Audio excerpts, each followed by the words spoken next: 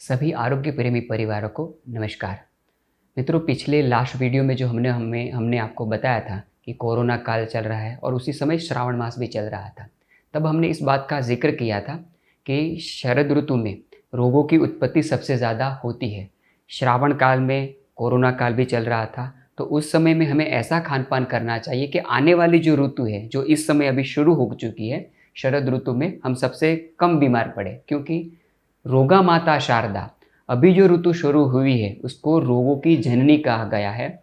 इस समय में शरद ऋतु में सबसे ज़्यादा लोग बीमार पड़ते हैं।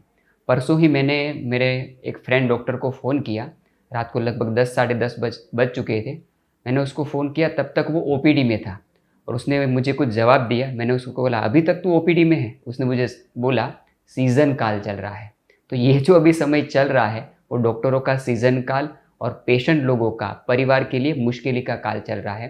तो शरद ऋतु में क्या खान पान करें, कैसा आहार विहार करें, अगर कुछ बीमारी आ भी गई है तो उसमें आज कैसा बच सके, उससे कैसे तरीके से बाहर आ सके, उसकी हम आज पूरी जानकारी और डिटेल में बात करेंगे।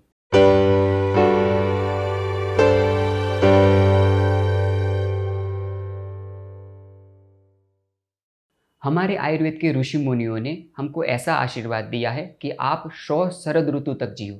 वो ऐसा भी बोल सकते थे कि आप 100 साल जियो, शतायु जियो, पर उन्होंने हमें आशीर्वाद दिया कि आप 100 शरद ऋतु तक जियो।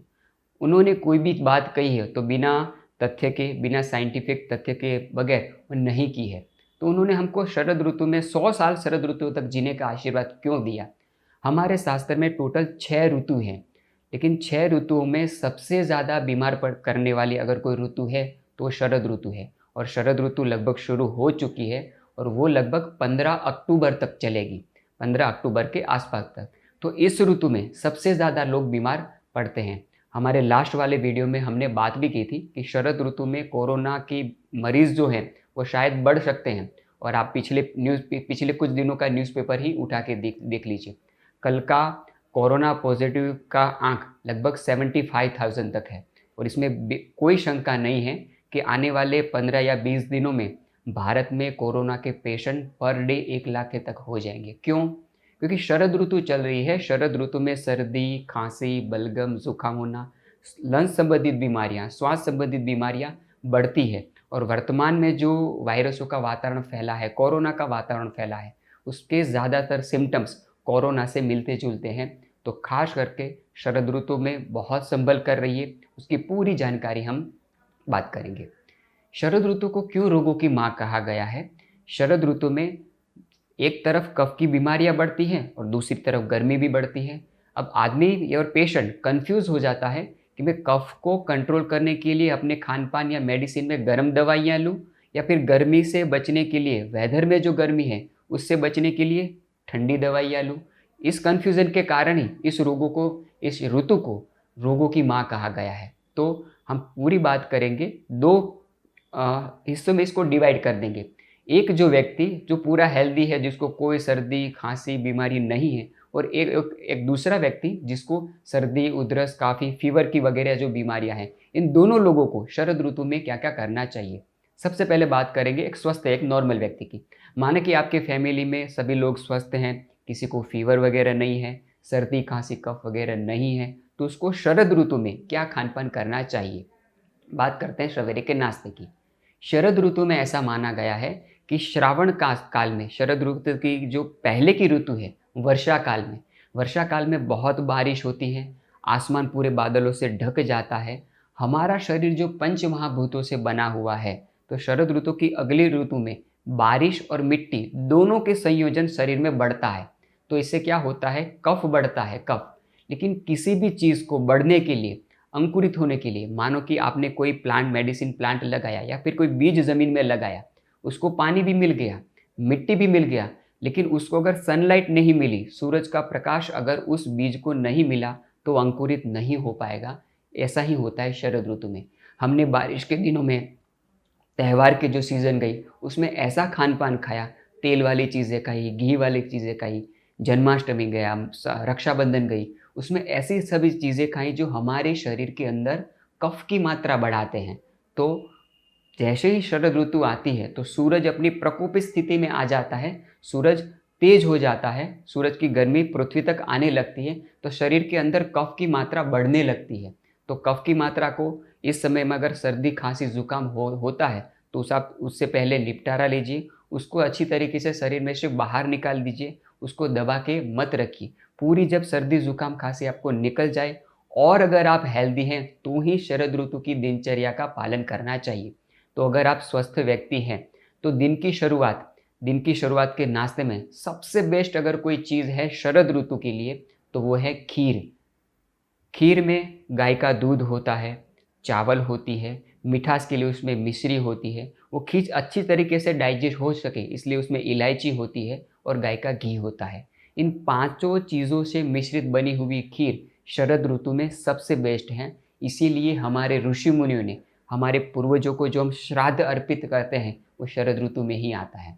इसीलिए क्योंकि खीर श्राद्ध में सबसे ज़्यादा खाई जाने वाली चीज़ है और शरद ऋतु में जो पित्त संबंधित बीमारियां होती है उससे बचने के लिए सवेरे के नाश्ते में खीर ज़रूर खानी चाहिए। फ्रूट अगर आप सिलेक्ट करते हैं तो ऐसे सभी फ्रूट जो स्वाद में मीठे हैं, ऐसे सभी फ्रूट जो सीज़न में आते हैं और स्वाद में मीठे हैं वो सभी फ्रूट आप खा सकते हैं। उसमें सबसे अच्छा है मुनक्का या फिर काली द्राख। वो क्या है, वो इजीली डाइजेस्टेबल है, वो बहुत अच्छी तरीके से मीठी है और इस समय में सबसे ज़्यादा गर्मी की बीमारियां होती है जो हमारे खून की खराबी करती हैं। तो जो काला मुनक्का है वो हमारे शरीर के अंदर पित्त को कंट्रोल करता है, साथ साथ में हमारे शरीर के अंदर नया खून बनाता है। तो सवेरे के नाश्ते में ऐसी चीज़ें करिए जो स्वाद में मीठी हो, पचने में हल्की हो और आसानी से डाइजेस्ट हो सके, ऐसी चीज़ें खानी चाहिए। खीर खा सकते हो, फ्रूट में मुनक्का खा सकते हो, मीठे फल खा सकते हो, घी से बना हुआ सीरा, घी गुड़ और रोटी खा सकते हो। लेकिन ऐसी चीज़ें खानी चाहिए जो नेचर में थोड़ी ठंडी हो, स्निग्ध वाली हो या घी वाली हो। तो सवेर के नाश्ते में ऐसी चीज़ें खानी चाहिए। दोपहर के भोजन में अगर आपको सब्जियों का कलेक्शन करना है, सब्जी सिलेक्ट करनी है, तो कौन कौन सी सब्जी इस समय में खानी चाहिए? सबसे बेस्ट अगर सब्जी कोई इस समय पे है तो वो लौकी है, परवर है, पम्पकिन है। ऐसी चीज़ें जो ऐसी सब्जियां जो बेल पे होती हो और उसकी साइज़ थोड़ी बड़ी हो। तो ये सब सब्जियां क्या हैं, ये हाईली अल्कलाइन है, पित्त को कम करती है। लौकी बहुत अच्छी है, तो दोपहर के भोजन में इसकी सब्जी आप ज़रूर बना के खा सकते हैं। सबसे बेस्ट अगर कोई सब्जी है तो परवर है। हमारे शास्त्रों में अगर सबसे पहले पायदान पर किसी सब्जी को रखा है तो परवर है। वो क्या है, थोड़ा पचने में हल्का भी है, थोड़ा कटु है, थोड़ा कषाय रस वाला है, तो कफ को भी कम करता है, साथ साथ में पित्त को भी वो कंट्रोल करता है, तो वो भी खाना चाहिए। तो बेल पे जो सब्जी होती हो, बड़ी साइज़ की जो सब्जी होती हो, वो ज़रूर इस समय पे खानी चाहिए। दाल का अगर आप कलेक्शन करें, दाल का सिलेक्शन करें तो इसमें सबसे अच्छी दाल चने की दाल है और मूंग की दाल है। तुअर की दाल इस समय पे नहीं खानी चाहिए, तो मूंग की दाल खा सकते हो, तुअर की दाल खा सकते हो। चावल इस समय पे सबसे अच्छा है। गेहूं की कंपैरिजन में, ज्वार की कंपैरिजन में, बाजरे की कंपैरिजन में सबसे बेस्ट अगर कोई धान है तो चावल है। तो आप रोटी और चावल दोनों अगर साथ में खाते हो तो ट्राई करें कि रोटी कम से कम खाए और चावल सबसे ज़्यादा खाने के लिए रखें। शाम के भोजन की अगर बात करें तो शाम के भोजन में मूंग की दाल की बनी हुई खिचड़ी, वेजिटेबल पुलाव, वेजिटेबल बिरयानी, चावल से बने हुए मसालेदार खिचड़ी, रोटी शाम के भोजन में कम से कम खाएं।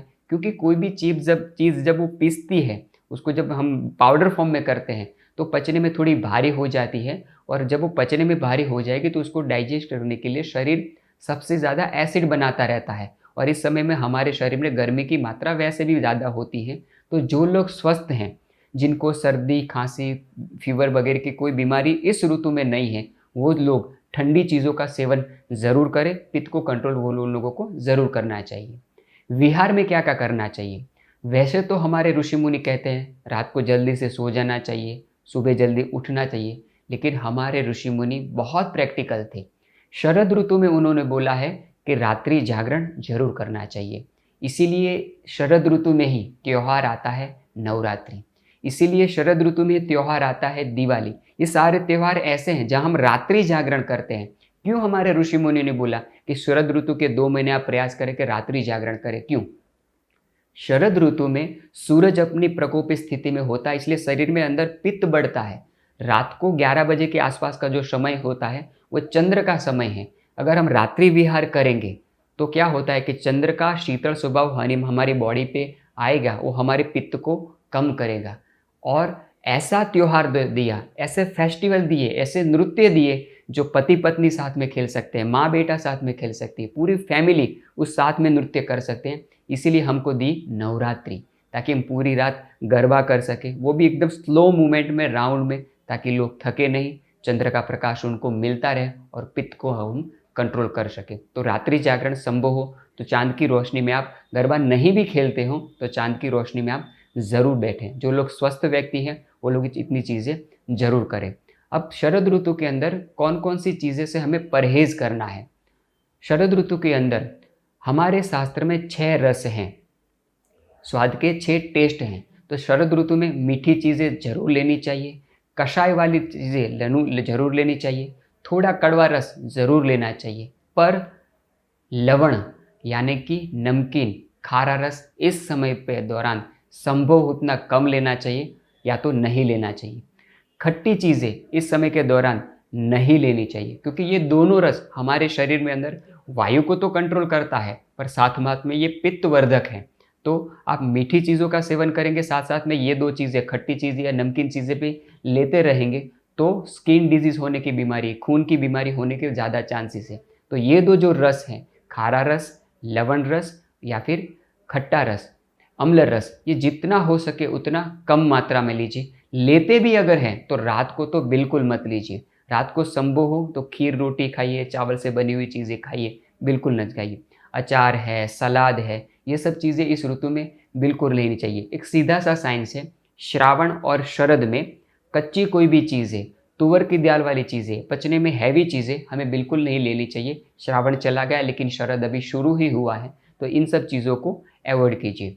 शरद ऋतु के दिन में संभव हो तो सूरज से थोड़ा बच के रहिए। धूप में निकलना या फिर निकलने की मजबूरी हो तो सिर को ज़रूर ढक के रखिए। सीधी सनलाइट आपकी बॉडी पे कम से कम मात्रा में गिरे, सर पे बिल्कुल ना गिरे, ऐसी ट्राई कीजिए। तो एक स्वस्थ व्यक्ति शरद ऋतु में इतनी इतनी चीज़ें करेगा, आहार विहार का पालन करेगा, पथ्य पथ्य का पालन करेगा, जो चीज़ें अवॉइड हमें करनी उसका सेवन नहीं करेगा, तो बहुत अच्छी तरीके से शरद ऋतु को एंजॉय कर सकता है, वो स्वस्थ रह सकता है। अब हम बात करेंगे उन लोगों के लिए जिन लोगों को शरद ऋतु तो चालू है, पर साथ साथ में उनको लोग सर्दी, खांसी, बलगम, फीवर वगैरह की बीमारियां भी होती है। ऐसे लोगों को शरद ऋतु में हमारे शास्त्रकार ने जो दिनचर्या पालन करने के लिए कहा है, उन लोगों को नहीं करना चाहिए।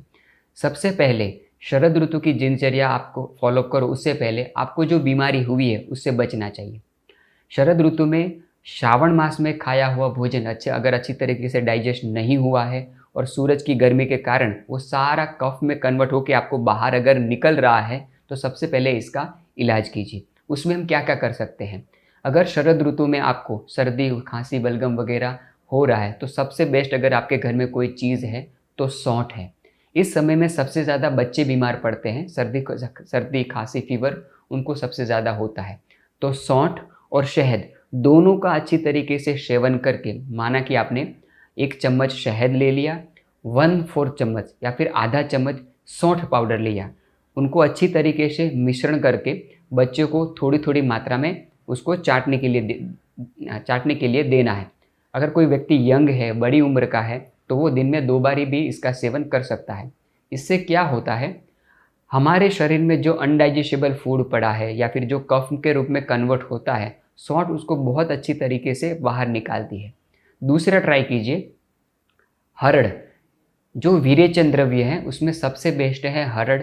हरी तकी भी उसको कहते हैं, गुजरात में उसको हिमेज भी कहते हैं, हरड़े पाउडर भी कहते हैं। वो सबसे बेस्ट है, वो विरेचन द्रव्य के रूप में सबसे उत्तम है। वो क्या करता है, आपके शरीर में जो अनडाइजेस्टेबल फूड रखा हुआ है, आपके शरीर में जो ऐसा भोजन जो जिसका अच्छी तरीके से पाचन नहीं हुआ, जो कफ बना है, उसको अच्छी तरीके से मल द्वार से बाहर निकालता है। तो रात को सोने के बाद, रात को सोने से पहले या फिर अर्ली मॉर्निंग हरड़ का सेवन कीजिए, ताकि अच्छी तरीके से पेट साफ हो जाए और पूरा कफ शरीर से बाहर निकल जाए। सर्दी खांसी जब हमारे शरीर में आते हैं या फिर फीवर आता है, तो क्या कीजिए, पानी जो आपको पीना है वो कम से कम आधा उबला हुआ पानी हमको पीना चाहिए। इस समय में क्या होता है, पूरे भारत में बहुत बारिश हुई है, तो जो पानी आप पीने के लिए कलेक्शन करेंगे वो नया पानी होगा। कोई भी नई चीज़ कफ को बढ़ाती है, तो एक तरफ आप कफ का इलाज करेंगे और ऐसी चीज़ों का सेवन करते रहेंगे जो आपके शरीर में कफ की मात्रा बढ़ाते हैं, तो ऐसा हो जाएगा कि आप मटके में पानी तो डाल रहे हैं पर इसका नल आपने बंद नहीं किया। तो पानी जो आपको पीना है वो कम से कम उबला हुआ पानी पीजिए। आधा जलाया हुआ पानी मतलब 4 लीटर का 2 लीटर किया हुआ पानी बहुत अच्छी तरीके से शरीर में से कफ को बाहर निकालता है। आपके घर में एक बहुत अच्छा मसाला रखा हुआ है जो आपके शरीर के अंदर कफ की मात्रा को कम कर सकता है या फिर शरीर में जमा हुए कफ को अच्छी तरीके से बाहर निकालता है, वो है अजवाइन। पहले के ज़माने में या फिर हमारे दादा नानी जब बच्चों को बहुत ज़्यादा कफ होता था तब अजवाइन को अच्छी तरीके से भून के उसको एक कपड़े में पोटली तरीके से बांध के बच्चों के गले में बांधते थे। क्यों? क्योंकि बच्चा जब सांस लेगा तब अजवाइन की स्मेल वो बार बार लेता रहेगा, जिसके कारण उसकी छाती में जमा हुआ कफ बहुत अच्छी तरीके से निकल जाए। तो अगर आपके घर में किसी को भी कफ की मात्रा बढ़ी हुई हो तो अजवाइन को अच्छी तरीके से सेंक के कपड़े में उसको बांध के उसको सूंघना चालू कीजिए। या फिर अजवाइन और जीरा, जैसे हमने पिछले वीडियो में बताया था, समान मात्रा में 50 ग्राम अजवाइन 50 ग्राम जीरा दोनों को अच्छी तरीके से मिक्स करके थोड़ा भून के उसको पाउडर कर दीजिए। उसमें थोड़ा नमक डालिए। खाना खाने के बाद उसको एक एक चम्मच खाते रहिए तो वो आपके शरीर में नया कफ नहीं बनाएगा। तो शरद ऋतु में आपको ये समस्या कफ की हुई है तो पहले कफ का इलाज कीजिए, बाद ही शरद ऋतु की जो दिनचर्या हमारे शास्त्रकार ने दी हुई है उसका फॉलोअप कीजिए। अब लास्ट में सबसे अहम बात, शरद ऋतु की दिनचर्या पालन करने से पहले हमारे शास्त्रकारों ने शरद ऋतु का वर्णन किया है कि शरद ऋतु होती कैसी है। शरद ऋतु में बारिश तो गिरती है लेकिन श्रावण मास की कंपैरिजन में कम बारिश होती है। श्रावण ऋतु में हमने देखा कि सनलाइट बिल्कुल नहीं होती, आसमान पूरा बादलों से ढक जाता है, लेकिन शरद ऋतु में ऐसा नहीं होता। शरद ऋतु में थोड़ी बारिश गिरेगी, थोड़ी धूप निकलेगी, थोड़ा अच्छी तरीके से सनलाइट ज़मीन पे आएगी और आपको गर्मी फील होगी। अगर शरद ऋतु के लक्षण दिखाई देते हैं वेदर में तभी शरद ऋतु का पालन करना चाहिए। सिर्फ शरद ऋतु शुरू हो चुकी है और आप खीर खाना शुरू कर देंगे, ठंडी चीज़ें खाना शुरू कर देंगे, चावल खाना शुरू कर देंगे, मुनक्का खाना शुरू कर देंगे, मीठे फल खाना शुरू कर देंगे तो फ़ायदा आपको बिल्कुल नहीं होगा, उल्टा नुकसान होगा।